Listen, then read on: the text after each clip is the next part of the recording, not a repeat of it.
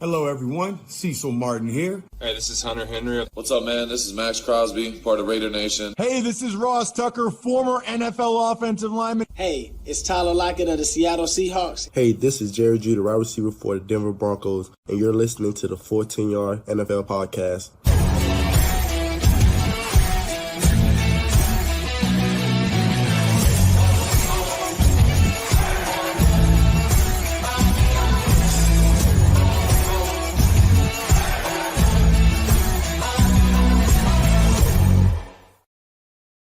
We've just had Thanksgiving football, and that only means one thing: Christmas is coming.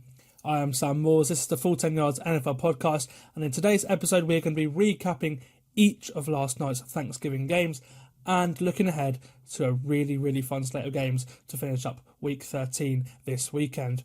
We've had some news just break that one of the head coaches that was involved in last night's games has been fired, so we'll get to that too. And joining me to do all that will be Owen Cawdell, Full10Yards contributor, and someone who I had the pleasure of watching the games with last night. And aside from that middle game, it was a really fun night of football, wasn't it? Yeah, completely. I kind of enjoyed the middle game as well because it was an absolute circus. But, I mean, it was entertainment from start to finish. I didn't really make it all the way through the Miami-Green Bay game. It was a bit late for my liking, but still unbelievable night. Yeah, really fun. Certainly one of the best sort of slates I can remember, because a lot of the time they have teams that are dead rubbers. Like the Lions haven't been relevant for a while, and the Cowboys have usually played a team that aren't very good. So it means that there hasn't been really much entertainment on Thanksgiving in the last few years. Now the Lions are one of the best teams in the league, and obviously had a really good game on the night game as well last night. It certainly means that there's a lot to stay up and watch throughout the day. We'll get on to the first game. It surprisingly went right down to the wire. Bear in mind the Lions were favoured by over 10 points in this game. But they did escape a late rally from their division rivals, the Bears, after a final few seconds that Chicago would definitely like to have back. And it saw their head coach, Matt Eberflus, fired. With 28 seconds left to go, Chicago were trailing by 3 and could snap the ball at the Lions 41. They also had a timeout, and if they kicked a field goal right from there, it would have been a 59-yard field goal. Matt Eberflus, the head coach, did not use that timeout, and Caleb Williams didn't snap the football until there was 6 seconds left, too little on the clock to do anything but to go for a touchdown. And they left not only a potential win on the table, potentially going to overtime or having a play, then going out of bounds and getting a shot. They also left the possibility of overtime on the table as well, with that. All they needed was about 10 yards to go for a likely field goal and make. Cairo Santos could have had to go from 59, as I said, but to mismanage those 30 seconds or so and to lose that game in the way it is, and just they did, and not be in a position to do anything, in fact, that is a big failure. And obviously for Bears fans, it must have been painful to watch the final few seconds tick down with the ball heading to a double-covered DJ Moore with nothing that could happen. That must have hurt. Another heartbreaking loss for the Bears. Another heartbreaking loss for the Bears, who have now lost 6 straight out of their bye week. Obviously, that's not the purpose of a bye week. You're meant to be refreshed after a bye. They were 4-2 heading into it. They are now 4-8. Of course, they had the hell Maryland in Washington, and then 3 straight heartbreaking losses with within a field goal to all 3 of their division rivals. And that's why this morning in America, obviously this evening, this afternoon here, Matt Eberflus has been fired. The news that broke in the last half hour or so. Now, he did well to keep his job last year, I thought, going on that winning streak after having a terrific, terrible start to the season with, just wasn't working with Fields and everyone back there. The Montez Sweat trade helped them midway through last year, but this year has been nothing sort of a disaster, especially, as I mentioned, the last 6 games for the Bears, and that's seen Eberflus fired. Again, after last night, it's news we've all been waiting for today. It really has. It's inexcusable to lose in that way, in that spot, with the whole world watching you on Thanksgiving. It's hardly a surprise, is it, Owen? I mean, not at all. I was absolutely perplexed last night watching what was going on. I think we all sat up sort of going, what? Like, they've got a timeout. What's happening there? But, I mean, he has had, I'd say this season specifically, he's had a generational run of sort of what the hell moments in terms of that timeout that should have been called, the Hail Mary itself. It's just the writing was on the wall for him. I think last year he had the sort of excuse that he inherited the team. It's probably not how he likes it. And now he's got his quarterback. He got Roma Dunze in as well. All the Bears fans got really excited for this year, and it hasn't looked anywhere near how they thought it should be, and how, to be fair, I think it should be. So it's hardly a surprise where they're going from here. I mean, there'll be Ben Johnson will be floated about. Lots of names like that will be floated about, but I think they had to. Yeah, in the last couple of weeks, even before Eberflus was fired, we've seen Ben Johnson heavily rumoured. Apparently, he came close to sort of having a conversation about the job before. Joe Brady, the Bills offensive coordinator, has also been rumoured in the last couple of days as well. Now Eberflus has been fired. They can start that search after the season is over. Obviously, you can do a little bit of due diligence on guys before the season is over as well. Thomas Brown, the offensive coordinator, who himself has just come into the building after, he's had that responsibility after Shane Waldron was fired a couple of weeks ago. Now he is the interim head coach. It just shows how much of a wild coach it's been for Chicago the last couple of weeks. It actually looked like Eberflus may have sort of continued in his job, for a little bit this morning, because he had his press conference this morning. He was in the building, but after a few meetings, it's come to a decision that he has been dismissed.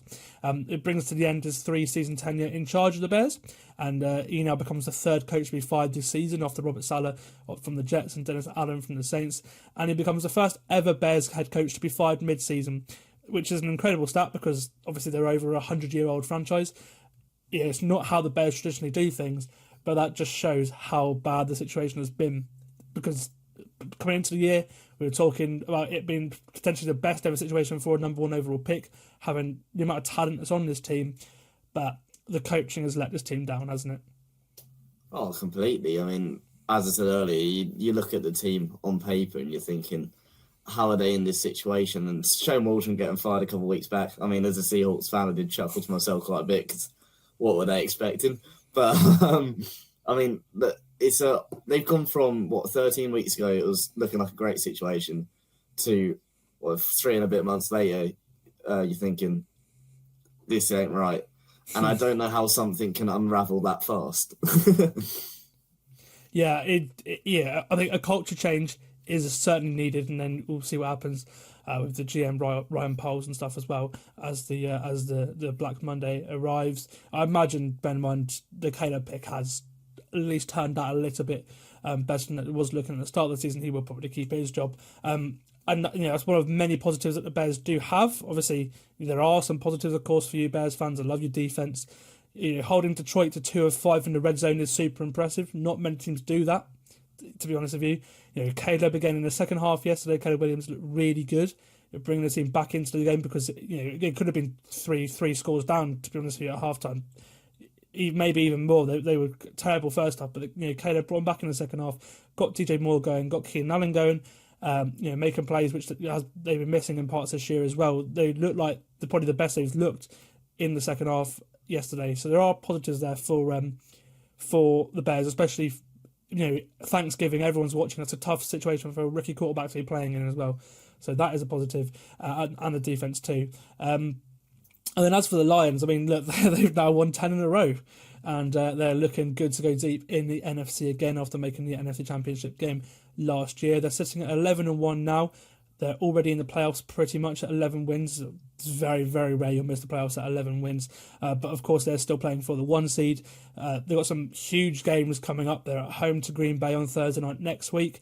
They've got Buffalo at home the week after that. Then they have another division game against Chicago at Soldier Field the week after that.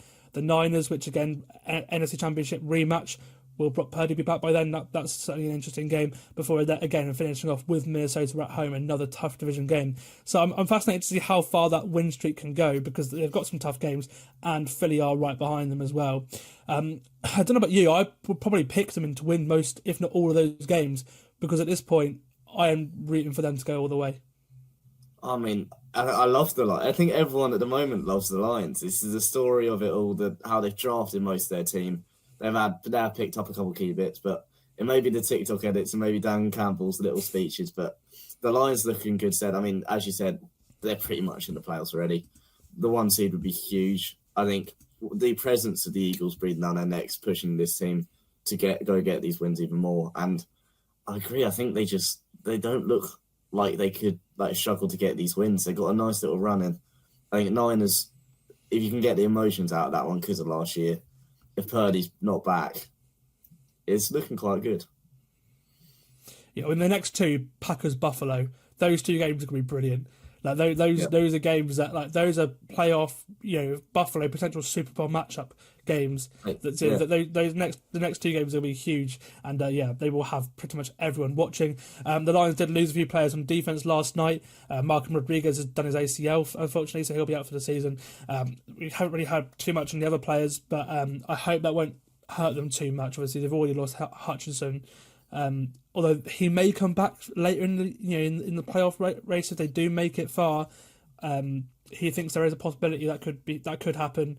We'll see. Obviously, we saw the same thing with Aaron Rodgers last year, and that obviously didn't materialise at all. He was saying that, and obviously the Jets didn't make postseason, and he was still hobbling at training camp. So we all see very, very weird situations sometimes, those injuries. But hopefully Hutchinson can come back. But no, they're so balanced and they can win in multiple ways. And for me, I think they are going to be very, very tough for anyone to beat. And we just saw last night the Lions are probably the best team in the NFL. Okay, then came one of the worst Thanksgiving games I've ever seen, and there have been some bad ones. We saw Cooper Rush and Drew Lock go head-to-head in front of the whole of America and the world, where America's team, the Cowboys, beat their bitter rivals, the New York Giants. Now, of course, both these teams are missing so many superstars, which is why it was not that great of a game. They're two of the most injury-plagued teams in the league, which is why coming into this game, they had about 6 wins between them. Both coaches as well are coaching for their jobs, so there was still plenty at stake in this game, which is what made it fun and a bit of a weird one. And of the two, it was Dallas who looked the better coach team in a 27-20 win. They're in an interesting scenario now, the Cowboys, because the last 2 weeks they've started to settle down a bit. Obviously, 2 wins in a row, 2 wins in short succession after the short week. Finding a bit of a run game now. Rico Dowd had a good game last night. And fair play to him, Mike McCarthy has done a good job the last couple of weeks in game to put them in a situation where they can compete. Now, it's no secret that he is out of contract as a head coach at the end of the year. A couple of weeks ago, an extension looked really rare when they're 2 wins. But now there is some sort of a case where you can look at Dallas and say, maybe potentially he could be offered something. It wouldn't put it past me knowing Jerry Jones. Would I do that? Probably not. I think they're stuck. They're neither poorly nor well coached. They aren't good enough to compete. But they built their roster wrong, so that they've got so many contracts that need to be done. That the future isn't like a winning window for Dallas, unless they have an outstanding draft class. But they are too talented to lose games, and I think that is they're in a situation now where it looked like when Dak Prescott went down, they'd get a high draft pick and a new head coach. Now next year, I have no idea what they look like. I think change is the right thing. It's just whether they actually do that or not, because it's Dallas. I mean, completely. We always say the worst place to be in this league is stagnant, and it's looking like they're going to be stagnant for a little bit now. And I mean, they've got a huge issue with salary cap in the pack. They got to pay either Micah Parsons and CeeDee Lamb, and I don't think they can keep both of them. And I think that you're going to look back on that and all the money they gave to Dak and think, well, he is still the highest paid quarterback in the league. Yeah, I don't think you can have the highest paid QB, the highest paid receiver, and the highest paid pass rusher. I don't think that's possible. It doesn't work. Otherwise, you have absolute nobodies on the rest of the team. It's not how you win championships. I'm not sure he keeps his job. I think Jerry's going to get a bit volatile when he sees that it might be stagnant, and I think he might make some decisions based on the fact that they need to act now if they're going to make the most out of the players such as Dak, CD, Micah, Parsons, whoever they being keep. Out of contract as well, that's an easy fire. It's not like you're contracted. I think that is an easy fire. It's just 100%. With the wins now. Yeah. Yeah, I mean, I think I'm not saying picking up wins is a bad thing for them, but I think in the future you're going to look back on it and think if they got a couple more losses like this year, had a slightly better draft pick, drafted well, there's a whole different future. But I mean, they're going to win more games in the rest of the season. I mean, Cooper Rush, he doesn't look good, but he doesn't look that bad. No, he's got a It's good one record of as the Cowboys. it's one- He's a decent backup quarterback, to be fair to him. I mean, they look like a better team with him at quarterback instead of Dak, which is mental because Dak's In the the highest second QB half. in the league. Yeah, in terms of like EPA and expected completion over expected, Cooper Rush is outperforming Dak Prescott in the second half at least this year. So that and we saw that crazy. in the second half yesterday. Yeah, it's crazy. I mean, they always should have won this one. The Giants are an absolute mess. It's no secret. If you look at the players they let go in the offseason and how they're leading the league in their respective categories, and McKinney and Saquon, who should be MVP, but we'll get onto that. But it's an absolute mess there. Whether why am I bugging on the head coach? Brian Dable. Whether Dayball keeps his job or not, we'll see. But they always should have won that game, and they did so. Yeah, we'll get to them because the Giants have totally checked out now. Yeah. I think It's kind of sad. the Daniel Jones decision has ruined their season. It was ruined anyway, but like that now the team is it's a broken locker room. Since the last podcast, he has now been released after being benched and moved to the fourth string quarterback. He's now been released, and he is now the backup quarterback of the Minnesota Vikings. I love that. Yeah, I it's really a great got that spot move. for Yeah. probably the best offensive coaching staff in the league. It's a great spot for him to learn. Yeah. And yeah, I thought it would backfire, and we've seen in the last 2 weeks it has backfired. The locker room is toxic. The team needs a complete fresh start because the decision to pay Jones and then let Saquon walk, let one of your best defensive players in McKinney walk, as you mentioned earlier, it's made them the laughing stock of the league this year. John Morrow, their owner, he needs to fire both Brian Dable and GM Joe Shane, in my opinion. In fact, especially Shane. It's no coincidence that since he said that both of their jobs are safe, because he had said that next year that they're expected to bring both of them back, the mess has just got worse and worse. Since the last couple of weeks, Saquon has now established himself as not only an Offensive Player of the Year contender, an MVP candidate for one of your biggest rivals. And Mara in Hard Knocks in the offseason said, it's going to be hard. You may regret to see Saquon, especially if he leaves to Philly. Well, he left to Philly. He's now one of the best players in the entire league for Philly. And Mara, I know you said that both of them will be there in 2025, but to me, it just seems so dumb now, especially the way it's looked the last couple of weeks since you said that you expect to bring both of them back. As the weeks go on, I'm not sure I believe that will be the case because, well, especially the GM, Joe Shane, just the mismanagement the last couple of years, especially last offseason, one of the worst off-seasons I've ever seen for a general manager. And then, certainly for him, Dable, I'm not so sure because he has, he made Jones look better. Now, admittedly, he did make Jones much more conservative. And he's got Josh Allen on his resume. Maybe if he gets a rookie quarterback, I can see keeping him around. But for me, Joe Shane has to go. I mean, I'd have to agree. Something's got to give. And that is a hell of a bold statement to make in a league this crazy. I mean, it looks like he's been mugged off in terms of being...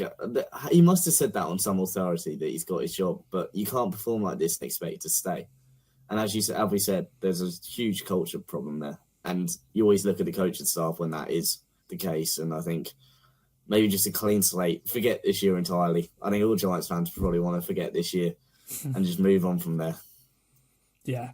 No, I honestly, if I'm a Giants fan, at least you've got a little bit of hope coming up that you're going to get. You now have the number one overall pick. You're going to have a new quarterback next season. You had the number one overall pick before you lost. Another loss, greater chance of getting the number one overall pick. We'll see who that is. We'll see who your head coach is. We'll see who your GM is. But certainly going to be some sort of change in New York this offseason.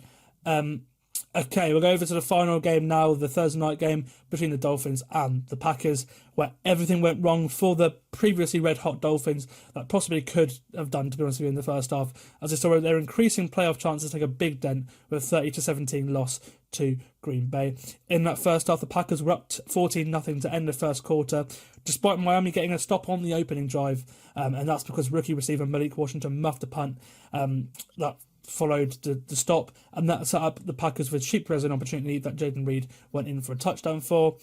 Penalties then cost the Dolphins on the next drive, ending in a punt, and then they got ran all over by Josh Jacobs the next drive, who finished a long drive with a touchdown.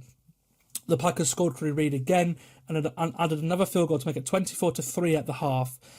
Terrible half for the Dolphins. They had penalties galore, a muff punt. They had 7 carries for 14 yards. That's terrible. And on the other side, they were allowing 6.4 yards per rush from the likes of Josh Jacobs and Chris Brooks. And despite a resurgent offense in the second half, a really good game in the second half, the first half whole was just too big to come back from for the Dolphins, with the Packers holding on and forcing Miami to a 12th straight loss in temperatures below 40 Fahrenheit, dating back to Christmas Day 2016. And that is a narrative that will unfortunately stick. Whether, for me, it's a QB-driven league. So, of course, Tua Tagovailoa is going to get a lot of hate in the media this, certainly take a lot of hit in the US media this next couple of days or so. But for me, you really can't pin this loss on him. It's been an issue for 3 coaching staffs now in Miami. It's been, it's been an issue for 8 years. They cannot win in the cold. Now, a big factor is the fact that a lot of the teams that play in the cold are really good and are their sort of biggest rivals in the AFC, whether it's Buffalo, Baltimore, Kansas City. Those New England previously going up there as well. Those are the teams that have been the best 4 teams the last 15 years or so in the AFC. So that, it is a shame that you have to go to the cold, but if you are going to contend, you have to be able to build a team that can play in the cold, and that's not happened. I'm not saying that Tua is blameless. There were 2 or 3 plays that I'm sure he'd like back, but he didn't turn the ball over. He was not the issue. He had 37 completions out of 46, so that's over 80% for 365 yards and 2 touchdowns. A strange one that turned from a sort of deflection from Xavier McKinney straight into Tyreek Hill's hands, but they would have probably scored in that drive anyway. The reason the Dolphins lost was not because of Tua Tagovailoa, it was not really because of the temperatures. I mean, obviously it is a factor, but it was a fact they were not physical enough and not disciplined enough, and that should be the narrative. It's that the Dolphins aren't a physical team, not that Tua can't win in the cold, because that's unnecessary hate in my opinion. They got absolutely dominated at the line of scrimmage and offense, and not able to create any rushing lanes at all. 39 yards on 14 rushes, and tackling in open space. That's the biggest thing I think from this game. The Dolphins missed 20 tackles on defense. I think it's the second most in a game this season, if not the most in a game this season. And that accounted for at least a whole drive worth of yards after a contact. So that's 1 score for the Packers straight away, just from missed tackles, let alone anything else the Packers did. And that's that's what hurt the Dolphins, because the way the offense was in the second half, I think McDaniel actually had a good game, to be honest with you, scheming up the second half. Problem is, just weren't physical enough against a very physical team, but to be able to win against the rivals, the teams that you need to beat to be a contender, which was what the roster was set out to be when they traded everyone away in 2019, it's just not worked, I'm afraid. It's not worked. Yeah, it just like the defensive line turned up. They did well to eliminate Josh Jacobs. Other than that drive where he did score, they weren't run all over.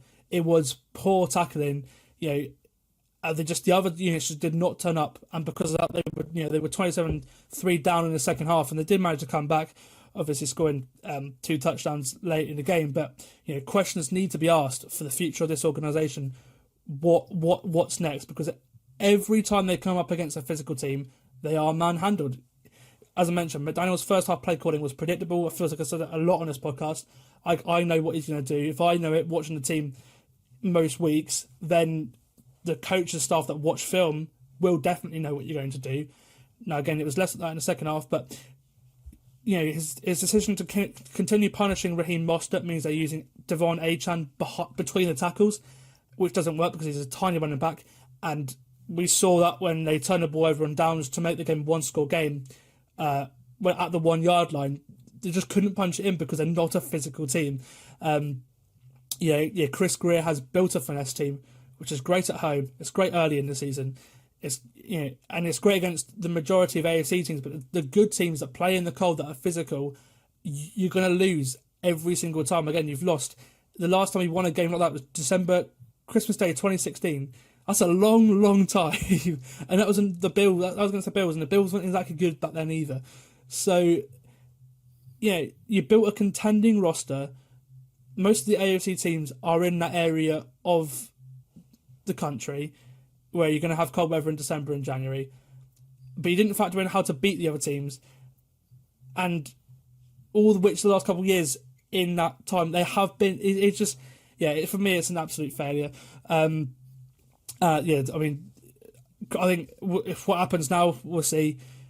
I think you've got a quarterback, you've got a lot of talent on that roster, but it's aging. You have one more year left before Tua's contract really starts to hit. They gave Mike McDaniel a contract extension in the off season, so I think he's safe. Chris Gear, the GM, with the team that he's built, and being so finesse, I feel like this is an opportunity where you either change GM or you have a real radical change in the off season, because otherwise the Dolphins are going to be the same team, and it would be a winning window wasted, I think. Anyway, that's for me. I think it's baffling because they're just so. To start, as someone who loves statistics, and everything points to this team being, especially this iteration of this team, the way how they're extending plays, the way how the defense is playing. The poor management from the backup quarterback situation, not being probably the worst backup quarterback situation in the league, added to the fact that, again, they're not physical enough, has cost this team deeply. And I think it just defies numbers. It just blows my mind how that is possible. And I feel like I've gone into that enough there. So I'll ask you about Green Bay, Owen. But brilliant for them in the first half last night. But yeah, there's one storyline from this game, and it's the Dolphins are not a physical team whatsoever. Yeah, because I don't think I can add anything on to the end of that one. But Green Bay they look impressive. They keep them piecing together wins. Jordan Love is loving life. It's one of them things where you can look at this game and talk about the cold weather differences and stuff like that. But Green Bay knew what they had to do. They needed to roll into Lambeau, put on a convincing win in front of the whole nation. Go, look, we're good. We're going to be around when the postseason comes. Be afraid to play us, especially at home. And that's exactly what they did. Whether they can get off their playoff demons when that rolls around, we'll see. But for now, they just look really good. And I know a couple Packers fans who are loving life. They're very happy. So they look impressive. Both sides of the ball, they're doing really well. Josh Jacobs, the addition of Josh Jacobs, I feel like we say it every week. Huge. I think they need to do more in the future during free agency because it's working. And they've got the cornerstones of this team to make it really, really good. Right now, it's good. Don't get me wrong, it's very good, but they have the cornerstone to make it very good. I think they can beat anyone. For me, I think they are at least the third best team in the NFC, maybe the second. I think it's a serious toss-up between them and Philly. Obviously, the game in Brazil, week one, was a toss-up. Where it's been played. Yeah. So they're very, very close teams. Again, I think if it was in Lambeau Field, I would pick the Packers, judging by the way it is in the NFC right now. Is like it's likely to be a game that would be played at the Lincoln Philly. But you never know what's going to happen the rest of the season. But yeah, I think both. I would probably lean Green Bay now if I'm being honest, and that's because Matt Eberflus, one of the best coaches in the league, the way he's schemed up the run game this year. Bear in mind, it's gone from Kyle Shanahan, the best run. Matt Eberflus genuinely has outdone Shanahan and McVay this last 18 months or so. The way it's so creative and it is the most creative offense we've seen for a little while. I'd say certainly since the sort of start of last season, this has been the most creative offense in the league. Sort of midway through last season, anyway. LaFleur is a great coach. Jeff Hafley on defense, coming over from Boston College, that is the move that made the Packers this good, because they went from a very, very conservative, defense of Joe Barry to this, and it makes them the complete team. We didn't see any turnovers last night. They've been very good at turning the ball over, and the only turnover came from the muff punt. But they win in ways that they got pressure on the Dolphins' offensive line, which has been one of the best pass protecting units in the league this season. Sacking to 5 times like that. Again, not many teams have done that. Lucas Van Ness and Rashawn Gary having a game. With Josh Jacobs, they will run over teams too. Again, it wasn't the case very much last night because of the way the game went. But again, the Dolphins haven't had a running back go over 100 yards against them now for 6 games. So they're a very good run defense. Not every team's like that. So you will have success as we saw against the Niners last week, and what we saw, what we saw for bits last night, and what we will see throughout the rest of the season is that then allows Jordan Love. It opens things up and it allows Love to hit players, whether it's Christian Watson or especially on deep shots, on play action, and that is where the Packers are really, really dangerous. I feel like we're just seeing them hit a groove now. And last night I thought Love looked really composed when he threw the football. Again, he had a really good EPA. Both quarterbacks had quite a good EPA, so it was a very good quarterback game, especially in the second half. They both added a lot to their teams, but the real story of this game is good physical teams win games like this. One of those teams does that perfectly. The other wasn't ready at the start of the game and got punished, and that's the way the game went. And yeah, I mean, ultimately Miami can still get in. You know, had they won yesterday, the playoff percentage would have been about 50%, because they've got a pretty easy schedule coming up. Now it's in the 20s, so you're like a 1-4, 1-5 chance. So it is still possible, but you do need to hope that Denver Denver drop a couple games, and then for Green Bay, you're in the playoffs. You're gonna be there now, getting to 9 wins. It's just how you fare in the playoffs, and I think if this team can hot up like it has the last 2 games, they are going to be very, very, very dangerous. Anything to add?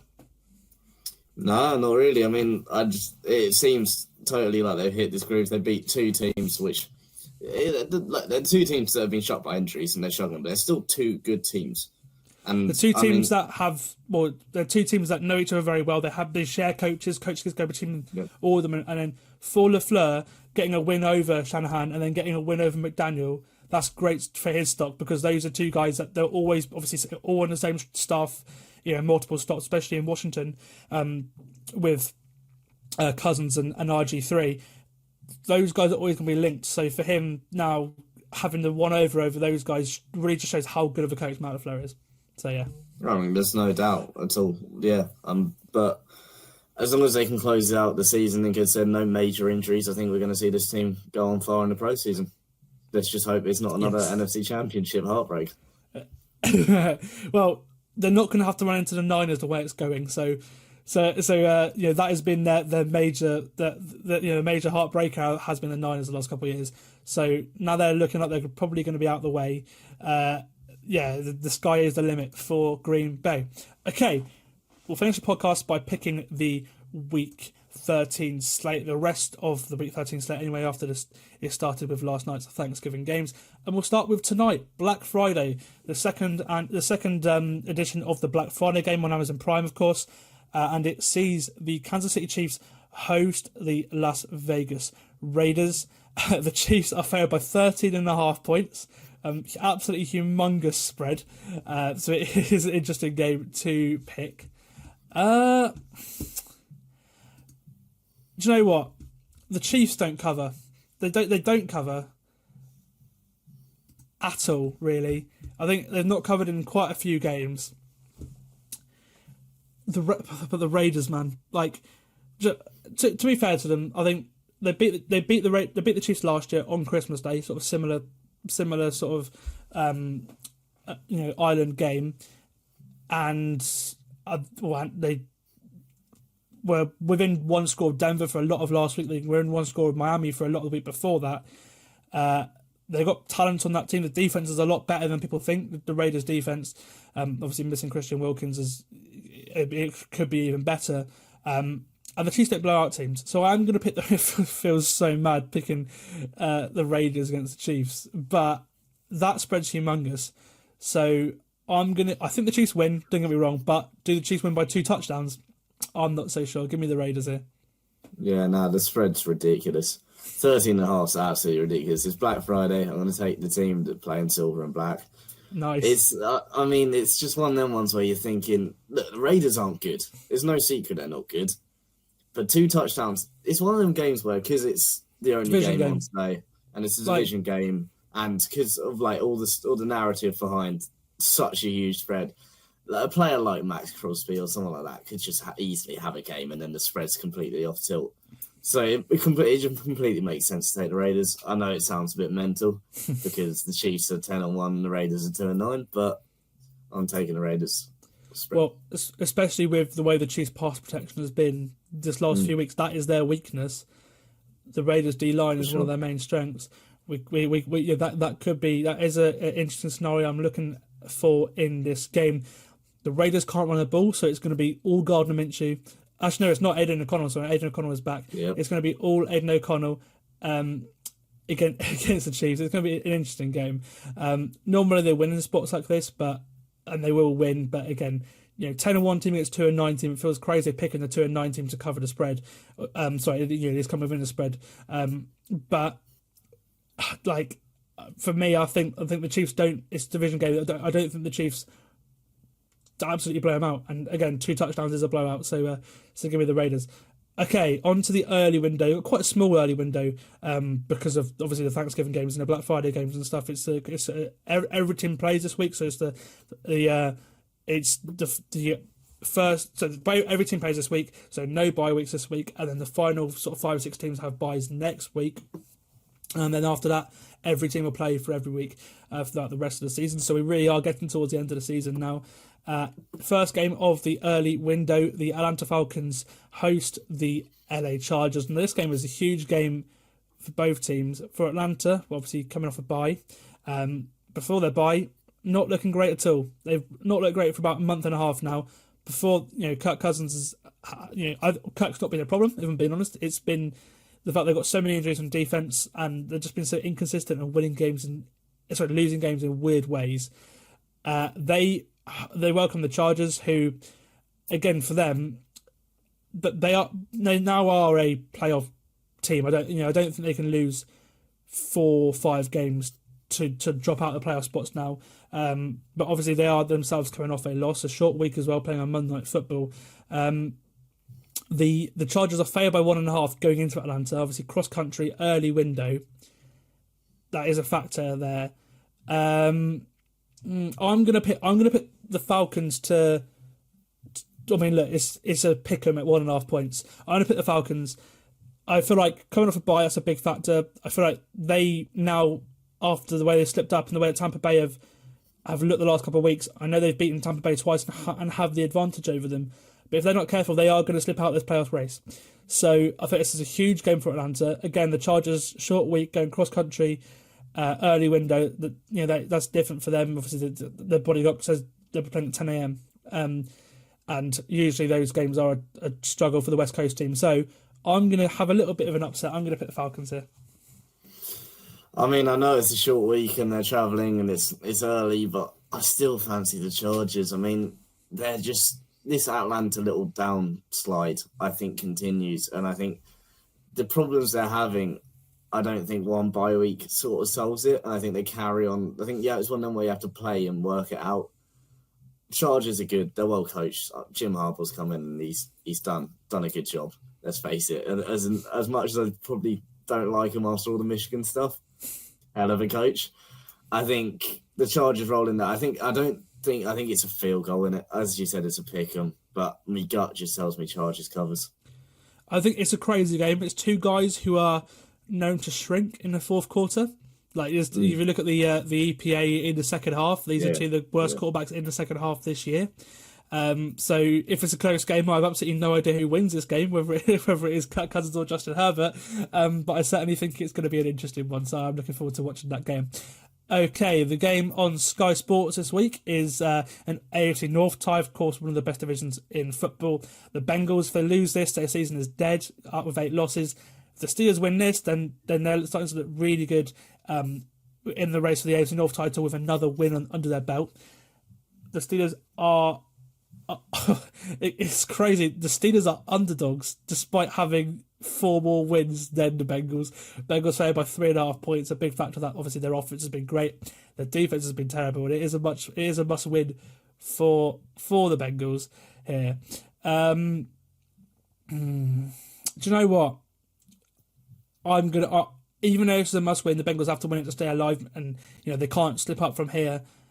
I just think this Steelers team, the way they're coached, with the way that Russ is playing with Pickens and Williams, they can compete in shootouts. They can slow down offenses. Again, one of the best offenses certainly in the Bengals. But look at what the Steelers did to the Ravens. This is a division game. It's going to be close. And I'm going to pick the defense here. So, I mean, look, plus 3.5, I'm going to pick the Steelers anyway, but I think they're going to win the game. Yeah, I mean, I completely agree. I think apart from that last week's slip-off coming off the back of the loss to the Jameis Winston Browns, they won 5 straight. And I think they're looking good. Mike Tomlin has coached this team into a well-oiled unit. And Cincinnati, through no fault of Joe Burrow, have struggled. And I think this is the part where their season completely is pretty much pronounced dead. In terms of, I think Pittsburgh rock up, take the win pretty convincingly as well, and roll on to a 9-3 record. Yeah, and if Cincinnati do lose this game, then I think it's probably time to move on from Zach Taylor, because I feel like you could get a better head coach. Yeah. You can get a better head coach. I mean, look, he's been fine, but I feel like with the way Burrow's playing, with the way Chase is playing, you pay both of them now.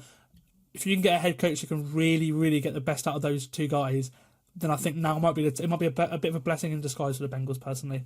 Go get some O-line personnel as well. Yeah, from one division game to another, we'll go to the AFC South now. A huge game for Jacksonville, because if they lose this, then 10 losses. Will Doug Peterson get fired then? I'm shocked he's not been fired yet, to be honest with you. They are 5.5-point underdogs at home to the Houston Texans. It just shows how bad of a season it has been for Jacksonville. Now, they may get Trevor Lawrence back in this game. He has been practicing this week.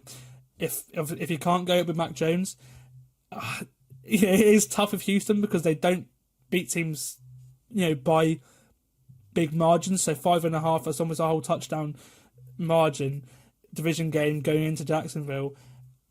It is tough, but I feel like the Jags are just checked out now. So I am, even though I would normally pick against Houston in this spot again, I wanted to do it against Tennessee. I didn't, because the Titans let me down so many times, and I really regretted that. It is hard to pick Houston, because the offensive line is terrible.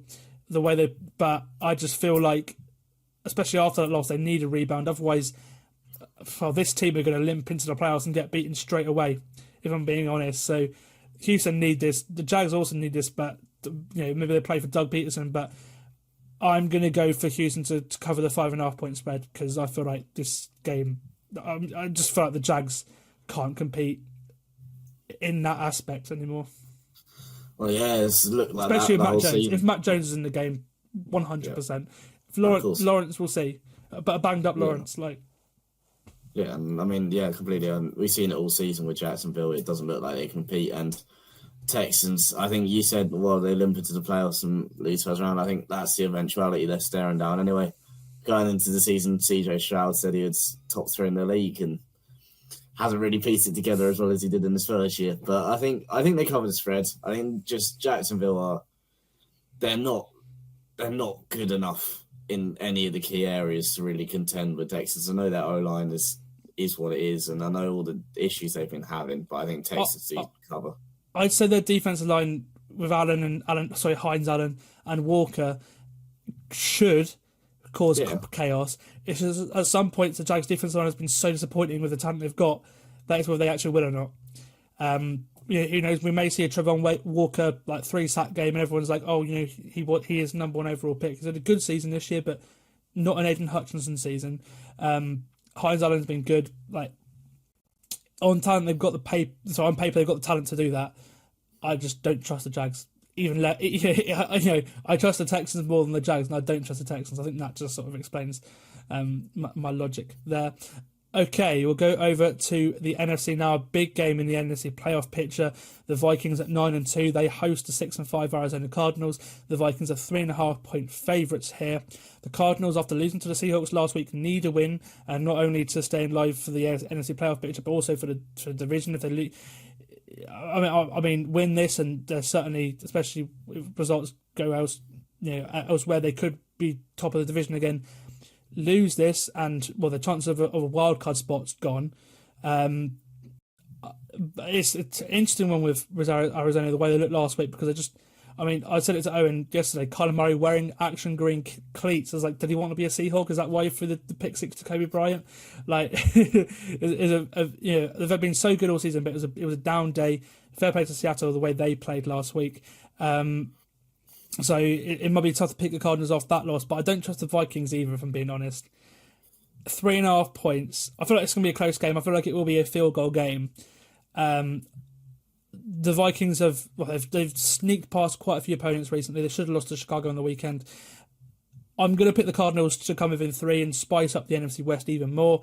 And maybe they get in as a wildcard team the way the Washington have been recently as well. I like, and I'm going to go with the quarterback. Kyler Murray is a better quarterback than Sam Darnold. And in games like this, key games, NFC playoff, huge games, I'm more likely to pick either the quarterback or the defense. Flores' defense has not been the same. It's been good, but not the same. Kyler Murray, and also he struggled against mobile quarterbacks. Previously in Miami, they couldn't stop mobile quarterbacks. Well, Kyler Murray, the most mobile of mobile quarterbacks. I'm going Arizona. I mean, yeah, the game last week against Seattle, I think it was a bit harsh on the Cardinals because they did play very well and they did hold on for most of the game. And I think it wasn't really a reflection of how good they are and how scary they are in terms of the divisional race. But I think Minnesota's offense is just too good for their defense. I mean, Geno Smith was controlling the game against them, and I think that the Vikings' offense is a far better ran offense. I think the Vikings win comfortably. I think they covered the spread, but wow. The Cardinals, they're one of them where every year we're seeing improvements. It's an exciting time for Cardinals fans because they're very close in this absolute wild west of an NFC West, and it is close. It's a tough one to pick, but I think the Vikings are just too strong on the offense, and I think they do go and get it done. Okay, we're from an all NFC tie to an all AFC tie. The Patriots host the Colts. The Colts needing a win to stay alive after going to 7 losses last week. The Patriots coming off a big loss to Miami. And in Foxborough, where traditionally the Patriots have been very good, but they have struggled at Foxborough this year, they are 3.5-point underdogs to the Colts. Now, again, both these teams have major flaws. 2 very young quarterbacks, Drake May and Anthony Richardson. So it will be a fun game to watch for that aspect. I'm looking forward to looking at this game. As for who wins it, I don't know. Home team 3.5-point underdog. I'm probably going to lean there. I think this will be a close game. I feel like it'll have lots of field goals because neither offense is particularly great. I mean, we're going to see probably a good day from Leatu Latu, I feel like, going up against this terrible Patriots offensive line. I think the Colts may probably win, but I don't know if they win by 4 points. So I'm going to go for New England here. But this game I'm not very sure about, if I'm being honest, because neither team really infuses me. No, it's a really hard one to pick. I've sort of thought through the same process, but come to the opposite conclusion in terms of I think Colts stay this. I'm just really not hot on the New England Patriots. I think Jared Mayo is other than struggling. Drake May, that's the thing. There's nothing to that team. Drake May looks good. The rest of the team, nope. Yeah, exactly. And I don't trust the coaching. I know it's the first year for Jared Mayo. I don't think he's going to be around for many more years, if I'm being honest. If I had to predict now, I think just through Anthony Richardson madness, because you never know what you're going to get from him from 1 week to an end, I'm going to trust the Colts and just pray he has a decent show. Yeah, I feel like the Colts are a better coach team, but I just don't know if they beat him by a big margin. But no, I certainly see your thinking there. Okay, we'll stick in the AFC, go to the Jets. They host the Seahawks. The Seahawks are going to New York as favourites, 2.5 points coming, well, again, cross-country from one coast to the other, from west to east. Again, Seahawks very rare. They play in the early window. The Jets are just a mess, aren't they? It's like coming off their bye week, so we'll see how they look off their bye week. Obviously, more time for the temporary offense, the temporary defense of Jeff But this team is just so. We'll see. They're just so unpredictable. Aaron Rodgers is playing, so like I don't know if that has any factor. Look, one team, the last couple of weeks, they've had sort of flurries, but the last couple of weeks, Seattle have looked very well coached. The defense looked very good. So I'm going to go with them to cover the 2.5 point spread, even though they're away cross country. And that's just because I don't trust the Jets. Like this, everything about the Jets, you just can't trust. Their defense last year was good. This year, some players have let them down. Like Sauce Gardner's just not been the same guy. The offensive line, getting injured now. Rodgers is getting injured now. Breece Hall may have a day because Seattle against the run. I don't know. But I like a lot of matchups for Seattle in this game, so I'm going to go for the Seahawks. Yeah, it's just one of them things. I think everyone needs to start realising Aaron Rodgers doesn't help teams. It's getting to the stage now where he comes to the organisation and just makes a nuisance. This absolute mess that has unfolded in the New York Jets. They shouldn't have fired Salah. It should have been Douglas and Rodgers that went, not Salah, because he was the glue that held them together. It's completely ridiculous. And it is sort of a revenge game for Geno Smith, who's looked very good these past couple of weeks. And I mean, he's faced the Jets twice in his career. He's won both of them. He's averaged over 250 yards and thrown 3 touchdowns in each of them. I think he does it for the third time. I think he takes control of his game. He looks at the mess they are. And I don't know, it's a nice one because as a Seattle fan, everyone loves Geno in terms of he's come in. There's not a lot to hate and dislike about him, and I think it's just our defense that's really good. We got JSN and people on offense who are starting to really come out and look really, really good. The only thing is our offensive line incredibly thin. Like we've lost so many throughout the season, and last week we lost a couple more, and it's a bit scary, especially if you look at who the Jets have pass rushing you. It is scary, but the spread's too short for me to not take Seattle. I think if it was 7.5, I think I'd think about it, but Geno legacy game, Geno revenge game, this defense looks really good. That's why we brought Mike McDonald in the first place. He looked at his defense last year, and he's very good at what he does, and I think we're starting to see Seattle piece together more and more, and maybe not this year, maybe next year, we'll see what happens. But I think, I don't know, I'm just excited. It looks like a good little future, and I'm taking Seattle. Well, if you win, you extend your lead in the division. As long as you keep winning, you're a playoff team. So it's in your hands. And yeah, that defense it's inspired so many defenses in the NFL. So many Baltimore coaches have got jobs as coordinators in across the league. One of those in Tennessee, which is the game I'll go to now. They head to Washington. Now this game for me is interesting because, well, the Titans, Will Levis had the game of his career, maybe second best game of his career last week. The Titans looked frisky. Washington, the last couple of weeks, this offense has not been the same. It's looking like there is a trend that as you get later in the season, Cliff Kingsbury offenses are not the same. And they do struggle. Well, again, the last couple of weeks do say that. They also, Brian Robinson and Austin Eckler are both banged up. They're two main running backs. I'm picking Tennessee to come within 5.5 points here. Which, yeah, I mean, look, Washington are, I don't know, Washington, from what we've seen a lot of this year, are a better team. I feel like they do have the better quarterback. I don't think they have a better defense. I think Tennessee have the better defense. I think Washington, up until a couple of weeks ago, were the best coached team. Again, recently they've not been. What the Washington we see the last couple of weeks has not been a good football team. They've lost 3 on the bounce now. They've gone from looking like a cert to playoffs to now. If you lose any more, there are NFC West teams that will challenge you for your wildcard spot.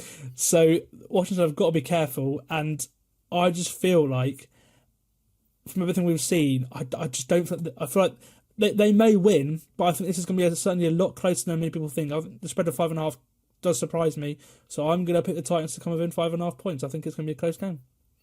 So similar to the last one we picked, the spread was too small. I think this one's too big for me in terms of Washington haven't looked like the same team the last 3 weeks, and as you say, Cliff Kingsbury offenses or whole teams entirely seem to crumble a little bit as it gets later on. And I don't know, this Will Levis last week, maybe he's turned a new leaf. I doubt it, but maybe he's turned a new leaf, and I'm going to take Tennessee. There's not much in it. I think it's one of the hardest ones to pick this week in terms of you don't know what version of either team's going to turn up, because we've seen many different throughout the year, but I'm going to take Tennessee. I think the spread's huge. Like for this matchup as well, especially during the last couple of weeks, it's too big for my liking, so I'm going to take Tennessee. Awesome. Okay, go over to the late window now. 3 games, 2 okay games, and then the big one, which is probably the game of the season so far. We'll go for the 2 9:05 games first before that standalone CBS game at 9:25. We'll see a division game where the Bucs looking to keep their season alive, head into Carolina, who themselves have been pretty good recently. Bryce Young's looking like he's happy, he's looking composed. They held they almost. They had a tie game with the Chiefs in the fourth quarter before Mahomes had some magic. If anyone other than Patrick Mahomes wasn't on that sideline, they'd probably win that game. The Panthers have been frisky recently. So this game is tough for me to pick. I think the Bucs win, but I do think it'll be a close game. So I'm going to go Carolina within 6.5. Dave Canales, of course, head coach of the Panthers, knows Todd Bowles' defense very well, having been there last year, and that's why he got the head coaching job. Division game as well, they're always close. And Carolina, with the way they've been playing recently, 6.5 point underdogs at home. Yeah, give me Carolina here. I think Tampa Bay win, but this game, I just feel like the Carolina are being very underrated here. Oh, yeah, completely. I mean, Bryce Young's come back in, and he's looked like he's more comfortable now. I think he needed. I don't know what he needed, to be honest. I've never played QB, but he needed something. I think they have got better. They haven't got good enough to beat the Bucs, but it's a divisional match. They're home. I think there's a field goal in it. I don't think it's a touchdown, so I'm going to also take Carolina Panthers. Okay, the Saints are back at the Superdome, coming off a bye. Before that, they had a couple good offensive performances, and looked infused under interim head coach Darren Rizzi. They host the 5-6 Rams, who are looking to keep their season alive. Now, on paper, I'm picking the Rams every day of the week. They are 3.5 point favourites away from home, which makes this an interesting one. Look, I think the Rams need us to stay alive. I feel like they're the more talented team. The Saints are banged up on defense. If the Rams' offensive line can protect Stafford, they win this game easily. I am going to pick them to cover the 3.5 point spread. I think the Saints. That's the thing. The Saints a couple of weeks ago they get blown out here. The Saints the last couple of weeks that with MVS and Taysom Hill have started to put together an offense recently, and are looking like well coached under Darren Rizzi, who I think has got a shot of getting that job permanently because he's had he's a special teams guy. He's had head coaching interviews before. I feel like they could be frisky, but I just feel like this game's too important for the Rams to slip up in. And if they win this, then again with the way Washington have been, any of the NFC West teams could stick in the wild card too. So, or again, they could still win the division because they have beaten some teams in the division too. So, yeah, huge game for the Rams. Give me LA 3.5. I think it's the biggest one yet for the Rams if you look at their season as a whole. And New Orleans just looking for something really. I mean, they started the season with the Alvin Kamara renaissance and sort of fell apart recently. I think what they've got going on offense with MVS and Taysom Hill, as you've been saying, is impressive, and I think it's good enough to beat these Rams. But I'm not sure about the spread. It's one of the ones where it's really difficult because it's the added 0.5 onto the 3 where you're thinking, is it a field goal, is it a touchdown? I am going to take the Saints due to our home field advantage. I know it's not that big of a difference in the NFL, but I think it's big enough in the Superdome to really make a difference. And the situation for the Rams is do or die, really.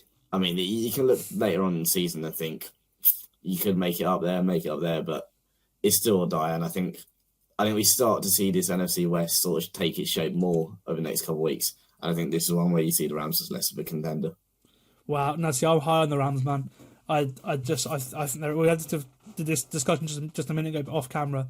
I'm a lot higher on the Rams. I think a lot of people, they're a very mixed team. I think some of the guests that I've had on this year love the Rams. Some aren't infused.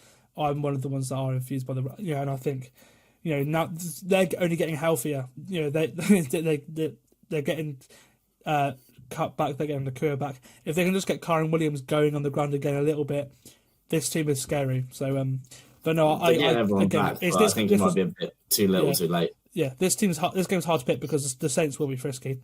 Okay, the big game. Baltimore Ravens hosting the Philadelphia Eagles. The pretty much battle for Offensive Player of the Year between Derrick Henry and Saquon Barkley. 8-4 Ravens, 9-2 Eagles. Game on CBS. Nance Romo. This is the game of the week. Oh, picking this game's tough. It's like it really is because the Eagles, they're on a roll right now. They are looking at one of the best teams in the league. Saquon Barkley is looking incredible. Jalen Hurts has got better the last couple of weeks. He's still not been amazing, but he's got better to a point where he can put the team in position to win. The Eagles' defense has been the most impressive unit. Vic Fangio's done a great job with them, with young corners Quinion Mitchell and Cooper DeJean, who are both some of the best corners in the league this season, let alone rookie players. They're both playing brilliantly, and but then again, the Ravens are the most. I think again they're the team that have most potential to dominate you because of how good their offense is. So we will see as to which team shapes up better. Do you know what? Normally here I pick Baltimore, but I'm going to pick Philly just because I feel like in this game the trenches is where you win this game. And although Baltimore, they can stop the run. Both these teams can stop the run, but like Baltimore, like their run defense isn't their issue. Pass defense is their issue. Other than that, they are the best team in the league. If they could cover, they are the best team in the league, in my opinion. It's just that they've been in shootouts and lost because they can't cover. If the Ravens get out in front, they probably win this game. If the Eagles get out in front, then they probably win this. That's pretty much how this game's going to go, I think. 2.5 point underdogs. I'm going to pick Philly anyway, but I just feel like they are the better team up front on probably both sides of the ball, and that may be important here, especially in a game that I think is going to be contested a lot on the ground. So yeah, give me Philadelphia. I've not picked them much because they're quite simple. Again, they're a simple team. And they don't. Nick Sirianni is, obviously, since he shaved his head, he's been unbeaten, which is just crazy because before that he was getting pelters from me and everyone. The offense of Kellen Moore is okay. Vic Fangio's defense is a story, but for me, I just feel like the Eagles right now are probably hitting their groove, and I do feel like if they can win this game, then people are going to take Philly a lot more seriously because there is still that little question mark over them. If they win this game, then the Eagles are Super Bowl contenders. Yeah, it's a boss matchup, and there's so many different narratives going in terms of Lamar pushing for MVP, the Offensive Player of the Year, all of that stuff, and it is really, really difficult to pick a team. I'm also going to go for the Eagles. I think mainly because they're just that little bit better. I think from what we've seen this season, they are just that tiny bit better. And in a game where it's going to be close, no matter what happens, I'd be shocked if either one of the teams have a 2-possession lead at any point in the game. But for me, Philly are just that little bit better. It's the defense with the cornerback, as you said, the cornerback partnership's really good. Around the defense, they've always been decent for the past 5 years, but they've still got an unbelievable core. And that offense with Saquon and AJ Brown and Jalen Hurts and that offensive line, I think they're just that tiny bit better. I'm going to take Philly to cover. Awesome. Okay, Sunday Night Football. Buffalo host the San Francisco 49ers. The Bill, I tell you what, this game, if it wasn't for the way the Niners looked recently, this spread would have been one of the closest spreads of the season so far. But because there's so much uncertainty around the Niners, whether Brock Purdy's going to play or not, especially with the way they looked without him last week against the Packers, the Bills are 6.5 point favourites against the Niners. I'm going Buffalo, which goes against every bone in my body. The way I would normally would because Buffalo don't particularly win these games against big teams, and a lot of the time that's where they could come unstuck, or it'd be like Josh Allen can't do everything in those kind of games because they're playing against a better team. The Niners are good, but they blow out poor teams. They struggle against big teams. Now the Niners are more of a poor team than a big team, and I think that's where Buffalo win this game. Josh Allen has a day again against these sort of, like, for example, a very similar team, Miami. Against those sort of teams, Buffalo normally do very, very well. I'll go Buffalo to cover the 6.5 point spread, which I did not think I'd be saying a couple of weeks ago. Can I have a little asterisk on it, depending if Purdy's playing or not? But I think if Purdy's playing, I think I'd pick San Fran, but I don't think he plays, and I think it's going to be a very cold night in Buffalo, probably anyway, it always is. And I think them sort of factors in terms of the way, as you said, Bills, they do struggle against these sort of bigger teams. I know that they haven't been how they have been last, half decade this season, the 49ers. but they're still a big team and they still got them big presences on either side of the ball. It's a real tough one. I think I'm going to take Buffalo, but I really wouldn't be surprised if San Fran come in and surprise a couple people with this. Well, I'll tell you what, if the Niners do win, that shakes up everything, because then it looks like the Chiefs are probably going to be the 1 seed. Buffalo have to win to keep out of KC. If the Niners win, then they're certainly alive in the playoff race as well. I think I'm picking Buffalo even if Purdy plays, but if he doesn't play, then I'm really confident about Buffalo. But no, I think this game is going to be interesting because there are many factors, whatever the result is, that are going to shake up the playoff race for sure. Okay, finish off with Monday Night Football, which sees the Denver Broncos host the Cleveland Browns. The Broncos are 5.5 point favourites at home against Jameis Winston's Browns. This one's interesting. I think Denver should win. I think they are the better team. I think the way Bo Nix's been playing the last couple of weeks, he's extending plays. He's having a very good rookie season, which is good for him. There are some things that I think I would still rather have Caleb Williams over Bo Nix, but I think for what he is, I think he's brilliant. I think again, the way it is, I probably would say he is the offensive rookie of the year because of the way he's come in and played straight away. But he hasn't really faced good opposition. Now, the Browns aren't good opposition, but they have a good defense, and I feel like that could be a really good game for Bo Nix, because you've got one of the best corners in the league. You've got obviously Myles Garrett, who's really coming on the last couple of weeks. He's having a great second half of the season. This could be a potential slip for Denver. I think they win, but I feel like they probably are the better team. That their defense is also really good, and I feel like it will be able to pick off Jameis, and I think they will be able to win on that. But I just feel like the Cleveland defense, obviously coming off a high, the way they play against Pittsburgh, I'm going to pick Cleveland to come within 5.5. Within 5. Sorry.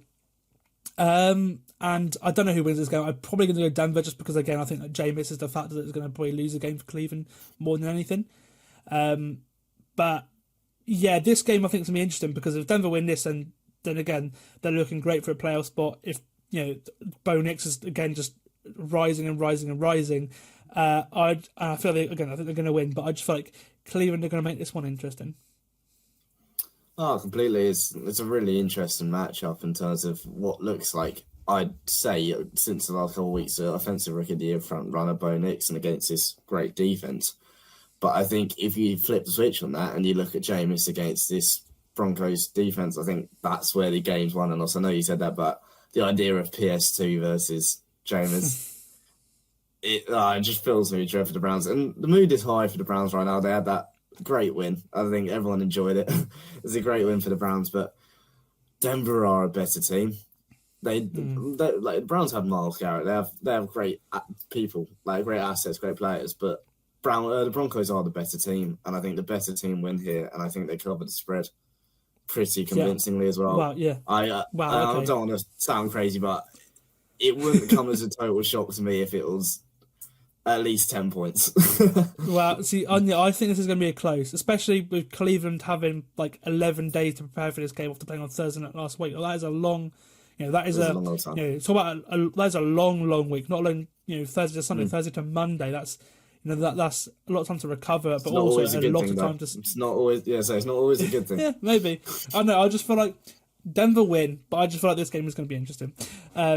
We certainly have some different picks there, Owen. It's been great to have you on the podcast this week. It's Christmas is coming, Thanksgiving has happened. We're really looking down. As I mentioned, the final bye weeks are next week. After that, it's full steam ahead. Playoff picture. We're constantly just looking at scenarios and everything. This is the best time of the year for the NFL, and again, I just can't wait for the rest of the season. So yeah, a big thank you for joining me on the podcast this week, Owen. A big thank you to everyone for watching or listening, however you're consuming the podcast. This is Sam Moores. It's been a Full 10 Yards NFL podcast. Thank you, Owen Cawdell, for joining me as a guest this week, and I will see you next time.